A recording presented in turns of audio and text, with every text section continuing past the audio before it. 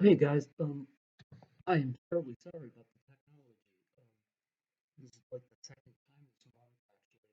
Another class had this happen where the system just wouldn't log in and wouldn't connect. So this guy just told me that either Cisco is down or at the moment. So I'm so sorry. But what I thought I could do for you all is just make a few series of videos here, just to sort of go through some of the things I wanted to go through tonight. I know it doesn't quite substitute for not meeting face to face. Obviously, if any of you want to meet with me one on one for any reason, the quickest way to email me these days is, and I'll post this too, but sinclairp at sacredheart.edu. That's SINCLAIRP at sacredheart.edu.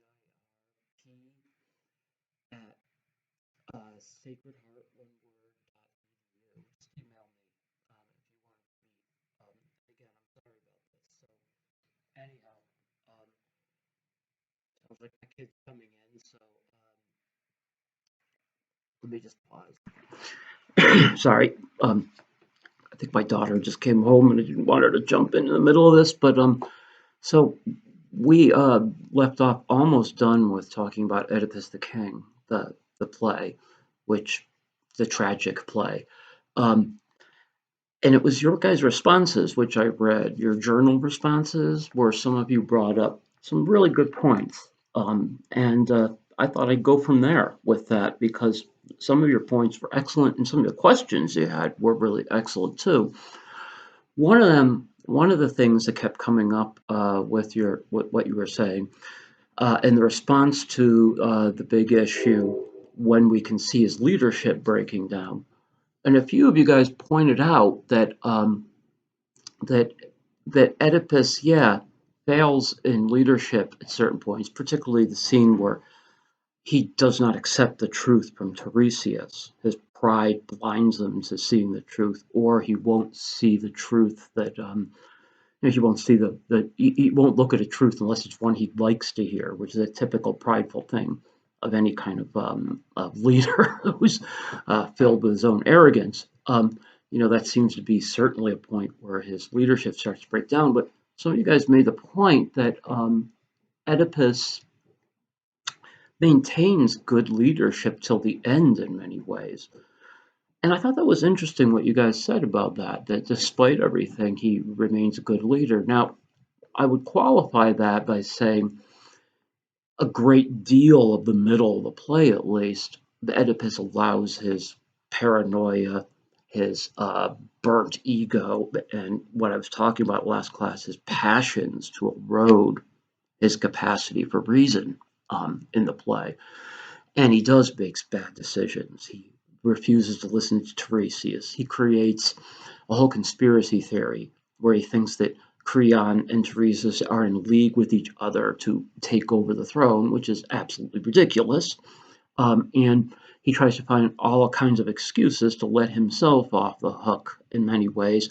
And then finally, he listens to Jocasta, which I ended the class by saying that is bad news because instead of listening to the sage wisdom of counsel in his kingdom, Tiresias, Creon, the priest, and others, he listens to his wife, mother, who tells him, don't listen to those people, don't listen to the experts, which is never good advice, and don't trust prophecy.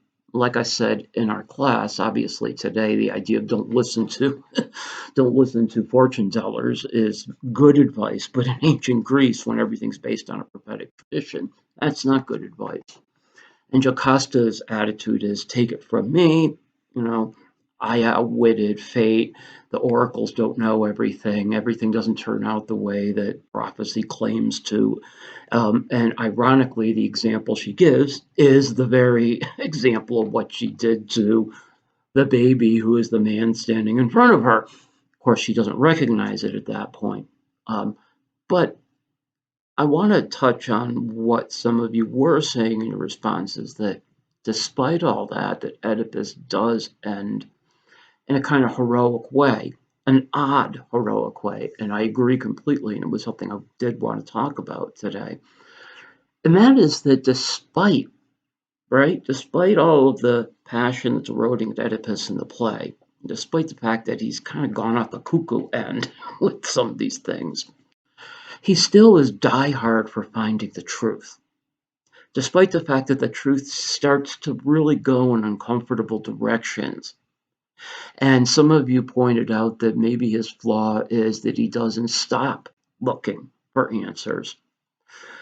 That is a flaw if you want to avoid the truth, or you want to keep sort of status quo. But what I pointed out in responses to you guys who said that is keep in mind that Oedipus has to search for the truth. He has to find the murderer. Of course, it's him, but he has to find that murderer because if he doesn't, his kingdom is going to be extinguished by the gods.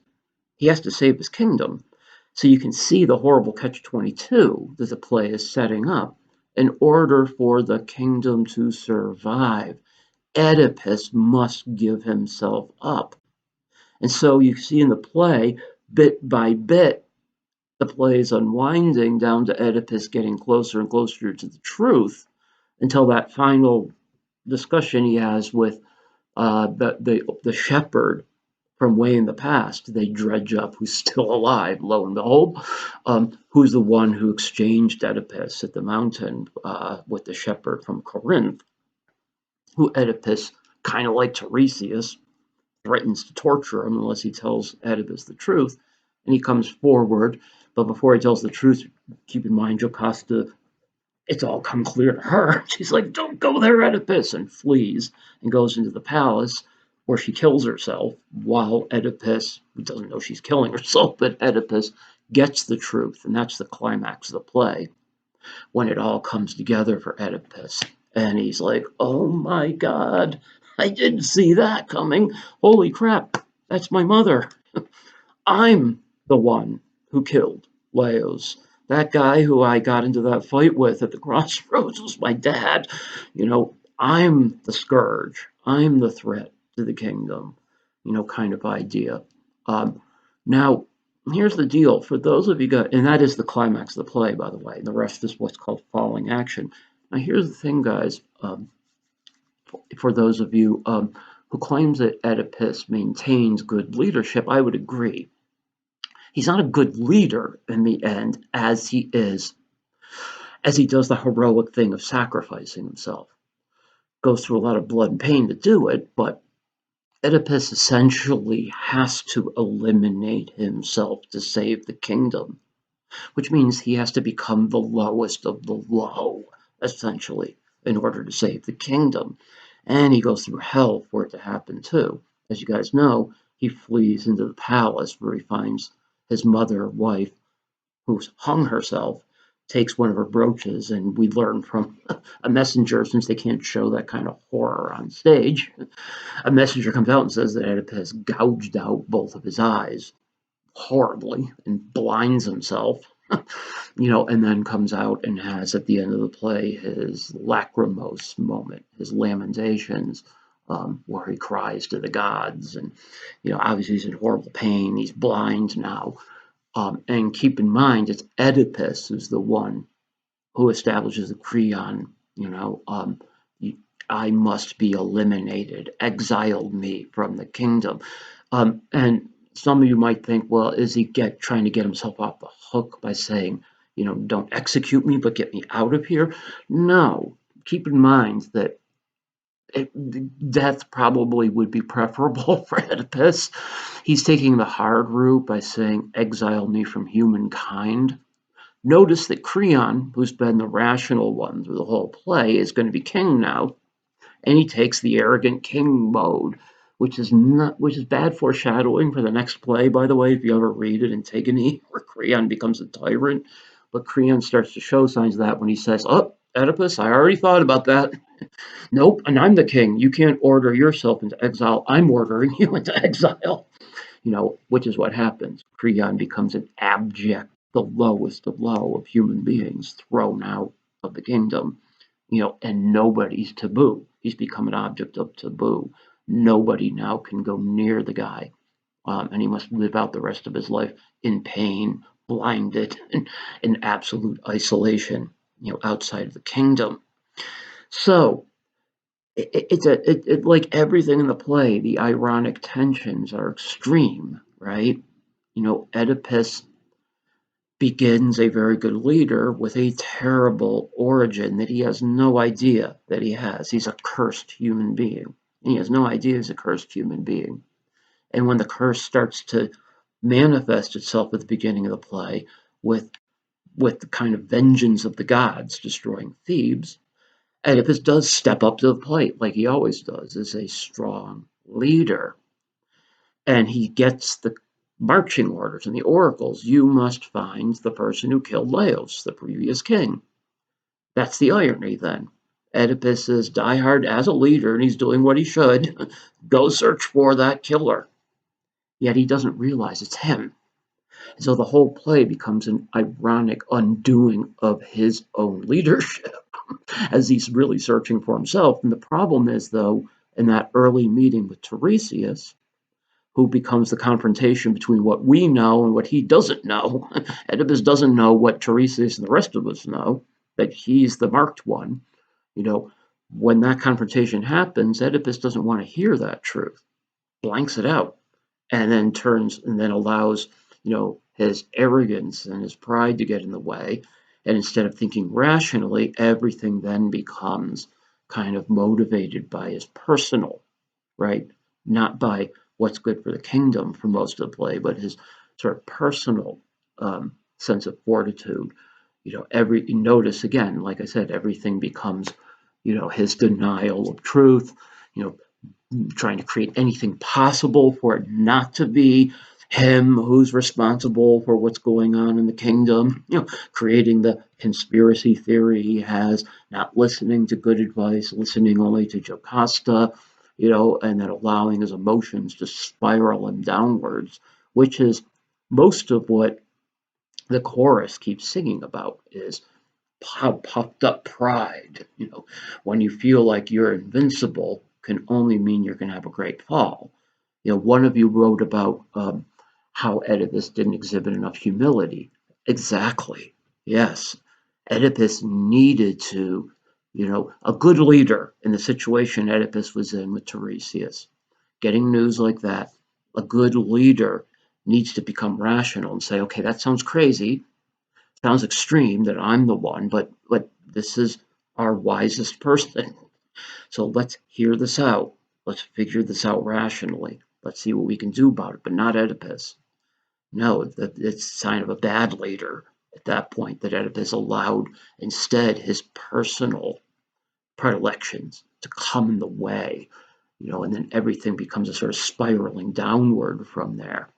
Now, in another video, the one after this, I will talk about the irony of sight and blindness and why does Oedipus gouge out his eyes. But before I end this video, what I want to say is just talk about the irony here of Oedipus's tragic fall. Now, tragedy requires you to have some kind of responsibility for your tragedy. Now, a lot of you might be recognizing that everything seems to be out of Oedipus's free will, right? I mean, everything's like stacked against him. He has an entire past that he has no idea that he's like the cursed being that he is. And one of the things I point out a couple of you in responses is keep in mind Oedipus can't do anything about the past. It's in stone. There's nothing you can change about it. What's happened has happened. The only thing he has in his will is the now. Keep that in mind. The present. Oedipus can't do anything to change that past. He can only work with what he's got in the present. So the play would not be tragedy of the whole play if like everything was going against Oedipus. We know that most things are, but we're watching this play.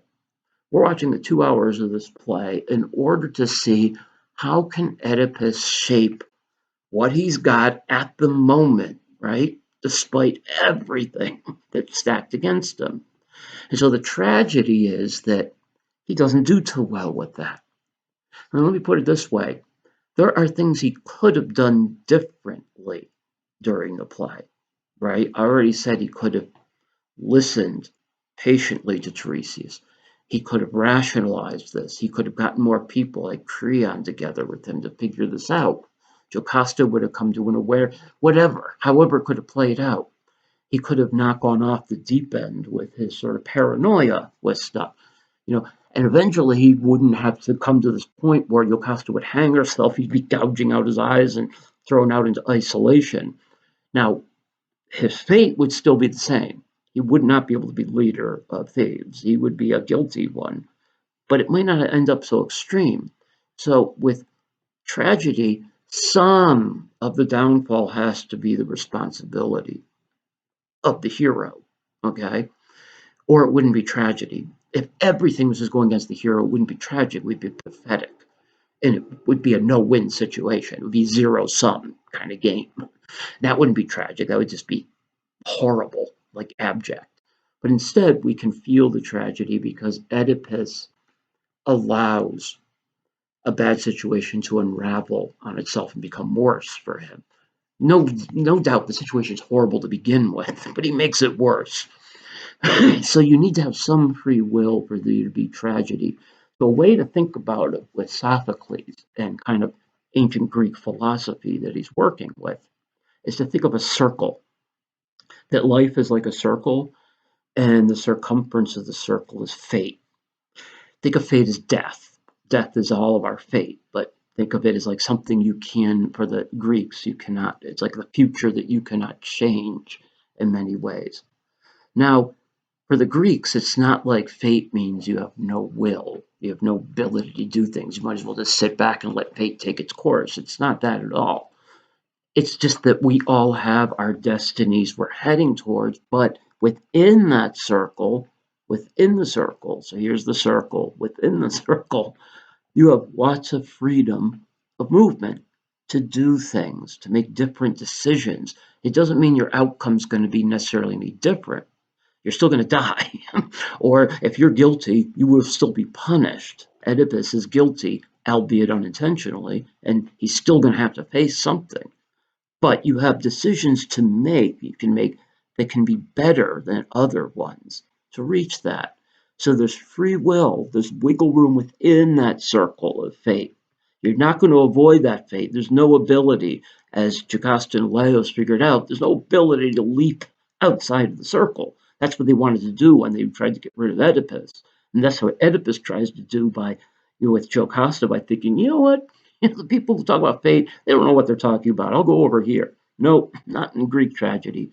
You're stuck in the present, trying to work out how you're going to get, in the best way you can, where you are here now in ancient Greek, in life, to get in the best way possible, the ethical way possible, to your destiny in some ways. Um, Another way to think about this issue of the tragedy and the nature of will or free will that we have at work, and it changes with Christianity, and we'll talk about that next week, the Christian issue with things. But for the ancient Greeks, keep in mind, they had no belief like Christianity 500 years later. They had no belief in an afterlife. For them, now was it. You die, that's it. So everything is like that circle. What do you do within that circle? Things change with the notion of like an afterlife, what's called eschatology when Christianity comes. But here in ancient Greece, we're dealing with very much of a now sort of world. What can we do ethically, morally now in this moment? And how can I leave a better world for others behind me? That's another thing Oedipus didn't think about. How can I make this world better for those who come after me, knowing that death is death, it's final kind of idea. Now, finally, with that said, I agree with those of you who say, nonetheless, Oedipus is a strong hero. And that is because Oedipus does face up in the end, finally, to the fact that the only way I can save my kingdom is to eliminate myself. He does finally confront the fact that the biggest thing I can do as leader is essentially to annul myself. I'm the tumor on the kingdom. I'm the stain, and therefore Oedipus must remove himself in order for the kingdom to thrive. Okay, I hope that makes sense. So to keep these videos manageable, I'm going to stop this one, and then the next one will be shorter, and I want to talk about Oedipus blinding himself. And then another video after that to talk about the Roman Empire. And again, I'm sorry I have to do it this way, guys, but technology.